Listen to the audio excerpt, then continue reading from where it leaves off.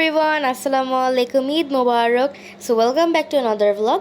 আমরা সকালে রেডি হয়ে চলে গিয়েছিলাম দাদুর বাসায়। সো এসে দেখি যে ফুপি একটা কেক অ্যারেঞ্জ করেছি, ঈদ মোবারক লেখা। আর আমার তো কেকটা দেখে অনেক বেশি ভালো লাগতেছিল। তো ফুপি বললো যে রায়না তুমি কেকটা কাটো। সো আমি এখন কেকটা কাটতেছিলাম। আর চকলেট কেক তো আমার অনেক বেশি ফেভারিট। তো কেক কাটার পরই আমি এখানে কেক খেতে বসে গেছি। এদিকে আম্মু আর বাপি লাঞ্চ করে এখন রেস্ট নিচ্ছিল। আর ঈদের দিন সবার বাসায় খেতে হয় একটু একটু করে, কিন্তু আমার এটাতে কোনো প্রবলেম নাই, বিকজ আমি অনেক বেশি খাবার লাইক করি। তো এদিকে চাচু আর চাচিমা মারছিল দেখা করতে ফুপিদের সাথে। আর তারপর ফুপি একটু খেতে দিল চাচিমা আমার চাচুকে।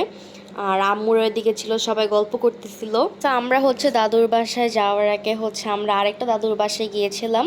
আর ওখানে যে আমার আরও দুইটা কাজিনের সাথে আমাদের দেখা হয়ে গিয়েছিল। সো অনেকক্ষণ ওখানে গল্প করলাম, একটু খেললাম। তারপর আমরা দাদুর এখানে আসছি। আর এটা আমার কাজিন। সবাই আমরা এখানে অনেক গল্প করছিলাম। তারপরে চাচি মাম বললো যে রায়না আসো, তোমার সাথে একটা পিকচার তুলি, কারণ তোমার সাথে পিকচার তোলা হয় নাই। সো আমি চলে গেলাম চাচি মামের সাথে একটা পিকচার তুলতে। তারপরে আমি চলে গেলাম লুবিয়াপার বাসায়। তো লুবিয়াপার বাসায় যে ওখানে একটু অল্প করে খেলাম। তো খেয়ে দিয়ে আমরা এখন চলে যাব নানুর বাসায়। সো গাইস, আল্লাহ হাফেজ এন্ড থ্যাঙ্কস ফর ওয়াচিং।